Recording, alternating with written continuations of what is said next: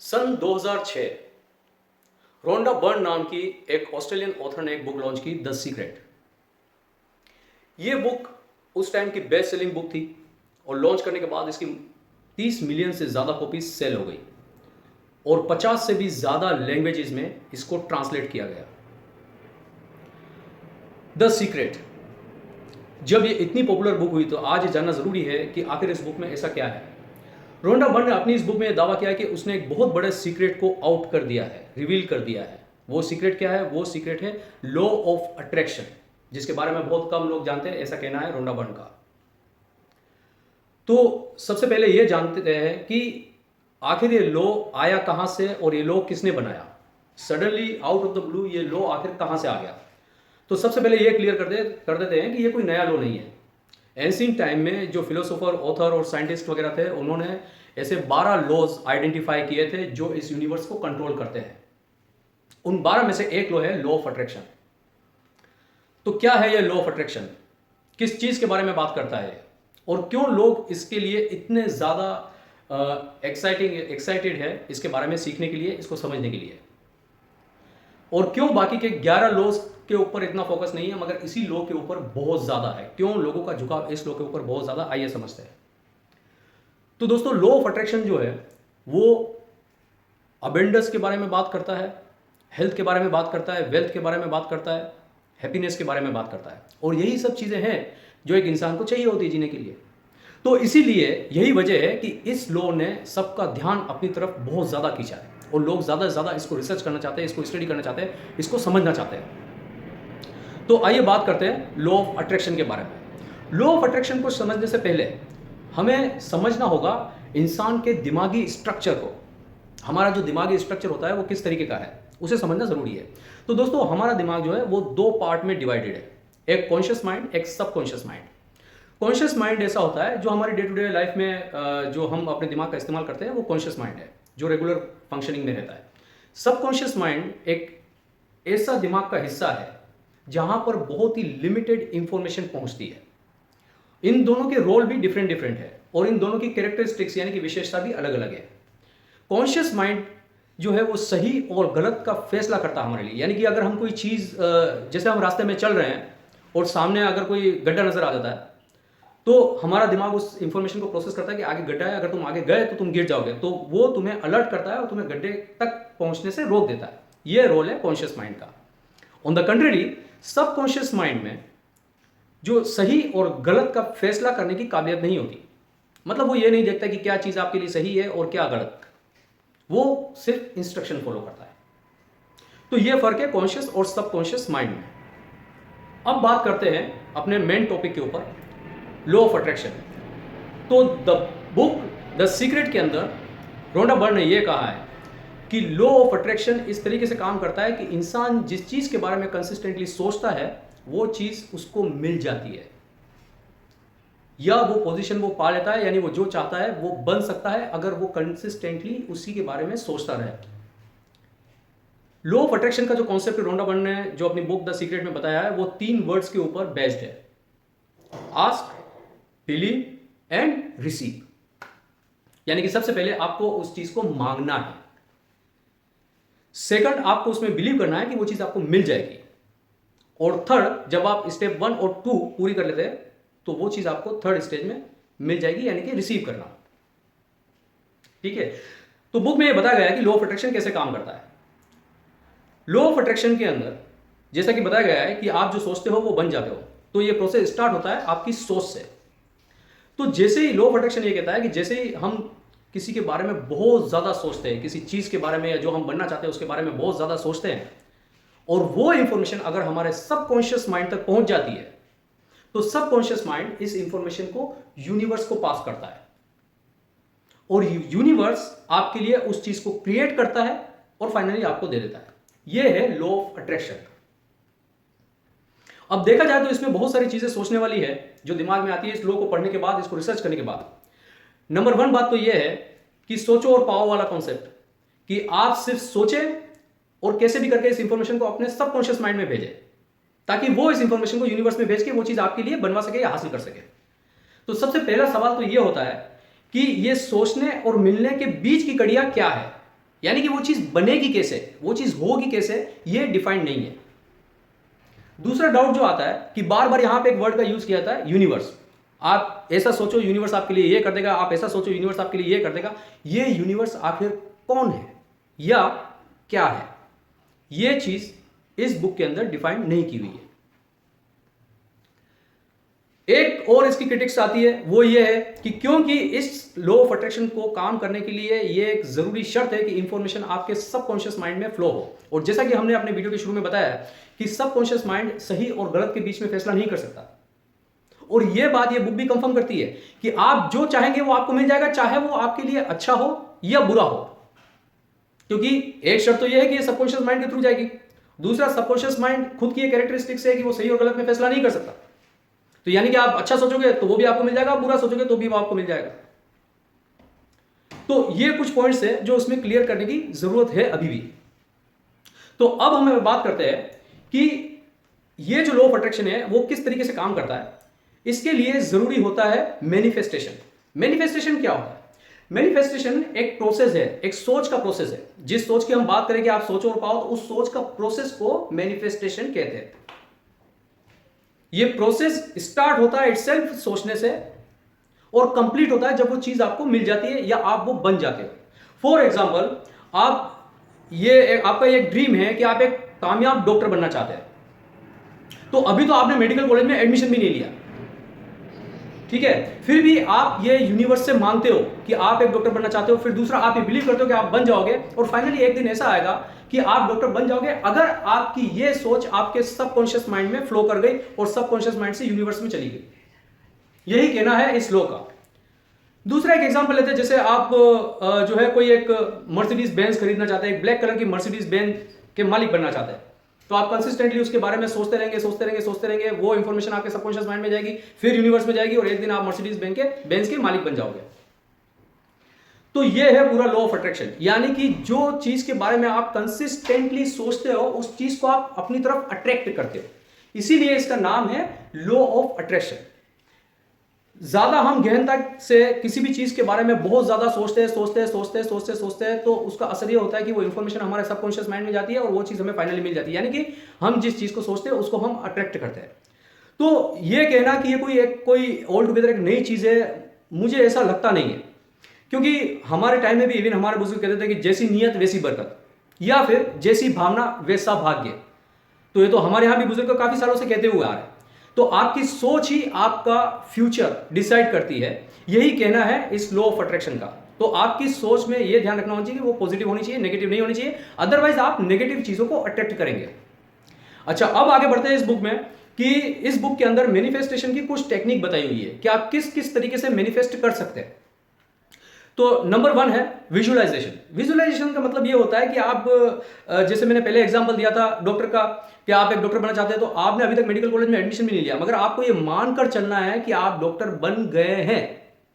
और आपको अपने दिमाग में एक मूवी क्रिएट करनी है कि जब आप डॉक्टर बन जाओगे तो आप क्या क्या करोगे, कैसे कैसे करोगे, मतलब आपकी पूरी डेली एक्टिविटीज क्या क्या होगी। जैसे आप अपने घर से निकले, हॉस्पिटल गए, वहां पे पेशेंट को चेक किया, कंसल्टेशन किया, सर्जरी किया, ऑपरेशन किया, इस तरह की चीजें। तो आपको उस डेली रूटीन को ध्यान में रख के एक मूवी अपने दिमाग में क्रिएट करनी पड़ेगी, और जो डॉक्टर वाला कैरेक्टर है उसमें अपने आप को वहां पे रखना होगा। सिमिलरली, अगर आप कोई बिजनेसमैन बनना चाहते हैं, बहुत बड़ा बिजनेसमैन बनना चाहते हैं, तो आपको अपनी सोच को अपने दिमाग में प्लांट करना होगा, एक मूवी क्रिएट करनी होगी कि आप ऑलरेडी एक बिजनेसमैन बन चुके हैं। तो आपको मूवी क्रिएट करनी पड़ेगी, जब आप बहुत बड़े बिजनेसमैन बन जाओगे तो आपके पास बंगला होगा, गाड़ी होगी, बड़ी फैक्ट्री होगी, 1000-2000 एम्प्लॉइज आपके साथ काम कर रहे होंगे। तो इस तरह का एक मूवी आपके दिमाग में क्रिएट करनी, और इस मूवी को आपको एवरी डे अपने दिमाग के अंदर रिप्ले करते रहना। तो जब आप कंसिस्टेंटली इस तरीके से करोगे तो आप एक दिन जरूर एक कामयाब बिजनेसमैन बन जाओगे, ऐसा कहना है लॉ ऑफ अट्रैक्शन का। दूसरी टेक्निक जो बताई है वो है अफर्मेशंस। अफर्मेशंस का मतलब यह है कि किसी भी बात को रिपीट करना, बार बार रिपीट करना। जैसे आप एक रिच आदमी बनना चाहते हैं, तो बार बार इस चीज को दोहराते रहिए, मतलब अपने मन में पढ़ते रहिए इस चीज को, मैं एक रिच मैन हूं, मैं एक रिच आदमी हूं, मैं एक रिच आदमी हूं, मैं एक रिच आदमी हूं, मैं एक रिच आदमी हूं, मैं एक रिच आदमी हूं। दिन में 10, 20, 100, 200 बार इसको पढ़ते रहिए। तो क्या होता है कि एक एनर्जी क्रिएट होती है उस चीज को लेके, वो आपके सबकॉन्शियस माइंड में फ्लो हो जाती है, और फिर उसके बाद आप फाइनली एक दिन रिच बन जाते हो। फिर तीसरी टेक्निक बताई है राइटिंग। राइटिंग मतलब आप अपने नोटपैड में लिख सकते हो, या आप अपने जो है बुक में लिख सकते हो, किसी रजिस्टर में लिख सकते हो, या किसी डायरी में लिख सकते हो, जो भी आप बनना चाहते हैं। जैसे आप एक डॉक्टर बनना चाहते हो तो आप उस पर लिख दीजिए कि भाई मैं डॉक्टर बनना चाहता हूँ, मैं डॉक्टर बनना चाहता हूँ, मैं डॉक्टर बनना चाहता हूँ। दिन में जो है 8, 10, 20 बार उसको लिख दीजिए। तो उससे क्या होता है कि बार बार वो चीज़ लिखने से वो इन्फॉर्मेशन आपके दिमाग में बहुत स्ट्रेंथ और पावर के साथ में फ्लो होती है, वो एक एनर्जी जनरेट करती है जो आपके सबकॉन्शियस माइंड से जाके यूनिवर्स जाती है और फाइनली आपको वो डॉक्टर बना देती है। इसके बाद जो टूल आता है वो आता है डिस्प्ले बोर्ड का। यानी कि आपके घर में कोई एक ऐसी लोकेशन सेलेक्ट कर दीजिए जहां पर बार बार आपकी नजर जाती है, और उस लोकेशन के वहां पर उस चीज को लिखा हुआ एक पोस्टर लगा दीजिए या उसका एक पिक्चर लगा दीजिए। जैसे मैंने एक एग्जांपल दिया था मर्सिडीज का, ब्लैक कलर की मर्सिडीज, तो एक ब्लैक कलर की मर्सिडीज का फोटो जो है वो आप प्रिंट आउट निकाल के अपने उस प्लेस पे लगाइए, घर के उस कोने में या उस जगह पे लगाइए जहां पर बार बार आपकी नजर जाती है। जैसे कि ड्रेसिंग टेबल है आपका, वार्डरोब हो गया, या फिर एंट्री गेट के आसपास में कहीं पर लगा सकते हैं। तो दिन में जब 10-12 बार वो पिक्चर आपके सामने आएगी तो आपकी सोच भी उसी डायरेक्शन में जाएगी और वो एक एनर्जी क्रिएट करेगी जो आपके सबकॉन्शियस माइंड में फ्लो होगी। तो ये कुछ टूल्स दिए हुए हैं मैनिफेस्टेशन करने के। अब बात करते हैं इस लॉ की ऑथेंटिसिटी के ऊपर कि ये लॉ कितना ऑथेंटिक है। तो देखिए on the face of it हमने अभी तक जितना भी डिस्कस किया है उस हिसाब से हमें एक क्वेश्चन जो है उसका आंसर जो है वो लाजिम चाहिए यहां पर, कि आपकी सोच और आपका रिजल्ट, इसके बीच का प्रोसेस क्या है वो समझना बहुत ज्यादा जरूरी है, जो इस बुक में नहीं समझा गया। यहां तक कि इस बुक में यह कहा गया है कि यह देखना आपका काम नहीं है कि वो आपका ड्रीम कैसे पूरा होगा, आप सिर्फ सोचो वो चीज आपको मिल जाएगी। यह देखना आपका काम नहीं है कैसे, तो इसको एक्सप्लेन करने की जरूरत है। दूसरा जो यहां पे वर्ड डिफाइन किया जाता है बार बार, यूनिवर्स यूनिवर्स, तो यहां पे डिफाइन करने की जरूरत है कि ये यूनिवर्स आखिर क्या है और कौन है या क्या है। तो इस लॉ पे जो हमारा ट्रस्ट है, रिलायबिलिटी है, वो और भी ज्यादा बढ़ जाएगी। अब मैं आपकी नॉलेज के लिए एक बात बता दूं कि जो मेन स्ट्रीम साइंस है उसने अभी तक इस लॉ को मान्यता नहीं दी है, क्योंकि बेसिक क्वेश्चन जो है वो उनके दिमाग में भी यही है कि यार ये लॉ ये बोलता है कि सोचो और पाओ, यानी कि सिर्फ आप सोचो और आपको मिल जाएगा।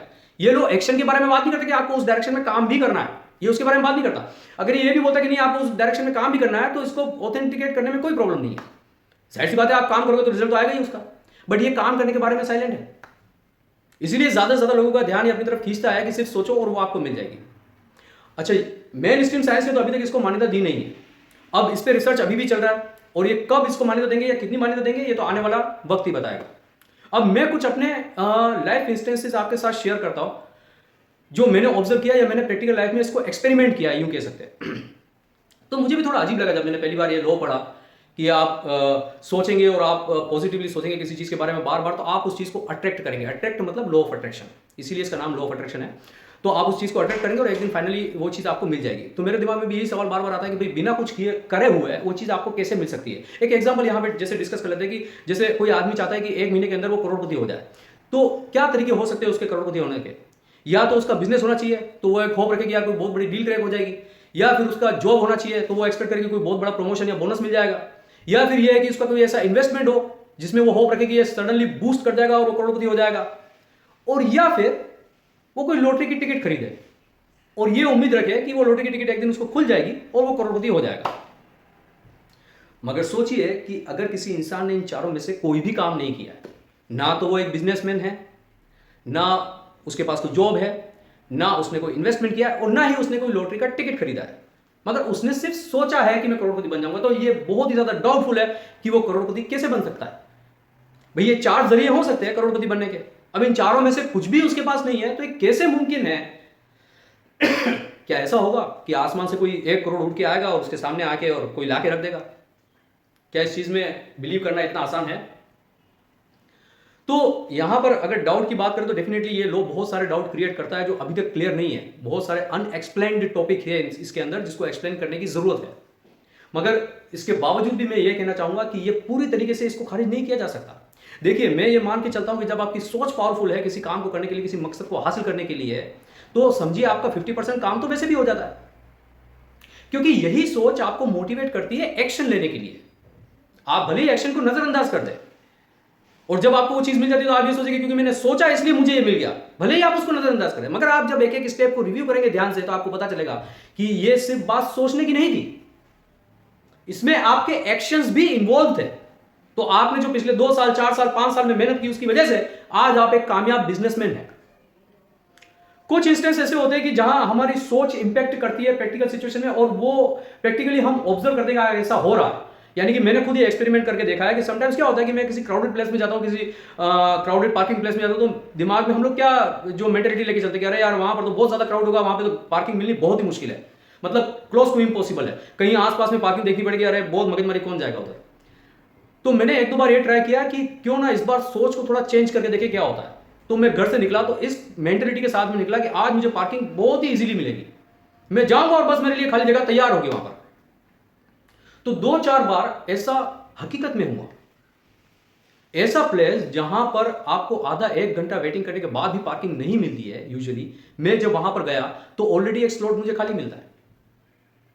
यह बात है कि यह हर बार नहीं होता, शायद इसकी वजह यह हो सकती है कि हर बार मेरी सोच में उतनी एनर्जी या उतना पावर नहीं रहता जितना उस 2 बार में रहा जब मैं सक्सेसफुल था। Could be the reason, but इसको मैं एक साइंटिफिक रीजन नहीं बोल सकता, क्योंकि क्या है कि इसका कुछ मेजरमेंट करने का तरीका नहीं है, इसमें फिजिकली कुछ दिखता नहीं है, हमारी सोच में कितना पावर है नहीं पावर है ये हमें पता नहीं चलता, और कितना वो काम करे आगे वो हमें पता नहीं चलता। बट कुल मिला के एट द नट शेल मैं ये बात जरूर कहना चाहूंगा कि ये लॉ बहुत ही इंपॉर्टेंट है, क्योंकि बहुत ज्यादा लोग इसके बारे में रिसर्च कर रहे हैं, पढ़ रहे हैं और इसके बारे में जानना चाहते हैं। तो जाहिर सी बात है कि ये कुछ मतलब एकदम ही बोगस या ऐसा कुछ फेक फील्ड या ऐसा कुछ सब्जेक्ट तो नहीं है।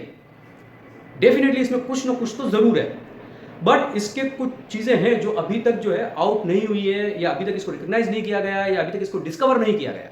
ये पॉसिबिलिटी हो सकती है, मगर हाँ ये पूरी तरीके से आप इसको खारिज नहीं कर सकते।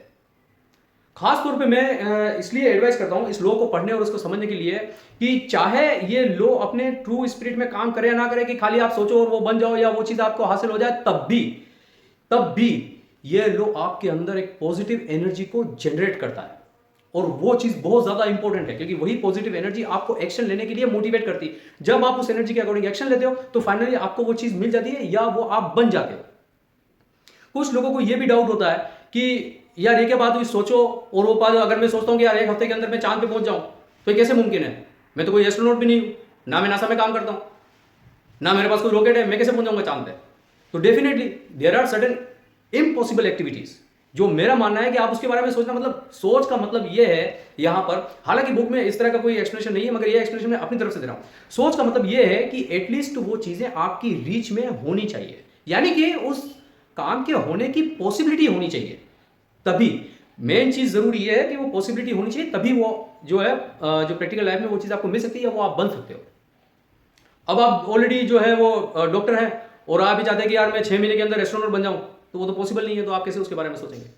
तो कुछ चीजें हैं जो, या आप यूं कह सकते हैं कि ये शर्तें हैं इस लॉ को काम करने के लिए।